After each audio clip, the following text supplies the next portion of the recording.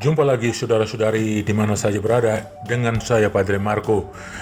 Kita sudah banyak kali mendengar kalau Paus melakukan audiensi publik di Vatikan. Betul sekali. Melanjutkan tradisi panjang para Paus sebelumnya, juga Paus Leo ke-14 melakukan audiensi publik pada setiap hari Rabu pagi kalau beliau berada di Vatikan dan tidak berhalangan.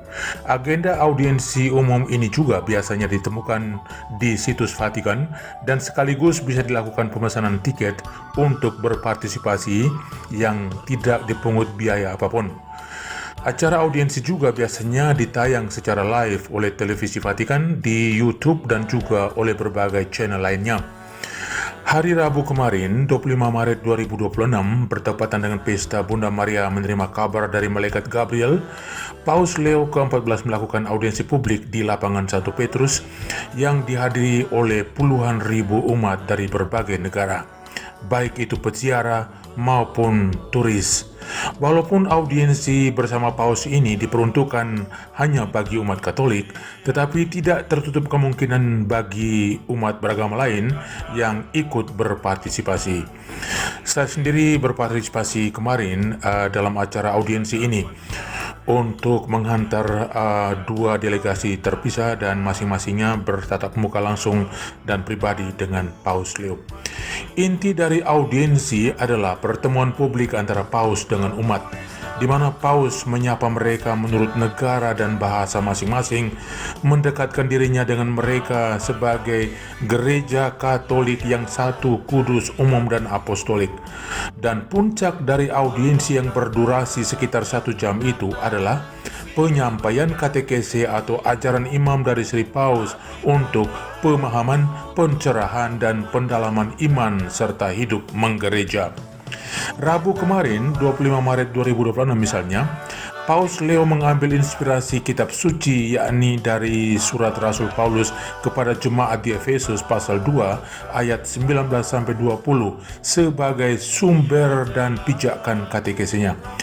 Di situ Rasul Paulus berkata demikian, "Demikianlah kamu bukan lagi orang asing dan pendatang, melainkan kawan sewarga dari orang-orang kudus dan anggota-anggota keluarga Allah, yang dibangun di atas dasar para rasul dan para nabi, dengan Kristus Yesus sebagai batu penjuru."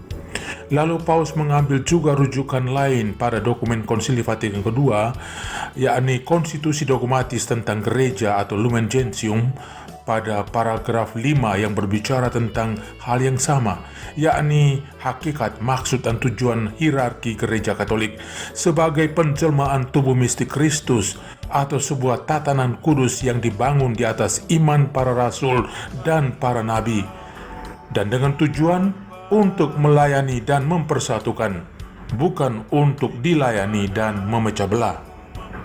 Jadi dengan pengajaran ini, Paus Leo yang belum sampai 1 tahun menjabat sebagai kepala gereja Katolik sedunia ini ingin memberikan pemahaman dasar kepada umat gereja Katolik dan akan hakikat gereja Katolik itu sendiri, tujuan dan maknanya, dan bermaksud untuk mendorong umat Katolik seluruh dunia untuk menjaga dan merawat tradisi hierarki gereja Katolik. Di dalamnya semua diajak untuk bekerja sama secara aktif dan penuh semangat untuk pewartaan Injil Yesus Kristus dan untuk melayani tegaknya kerajaan Allah di dunia ini. Demikian penjelasan singkat tentang audiensi di Vatikan bersama Paus. Salam sejahtera dari saya di Vatikan untukmu semua. Tuhan memberkati. Padre Marco.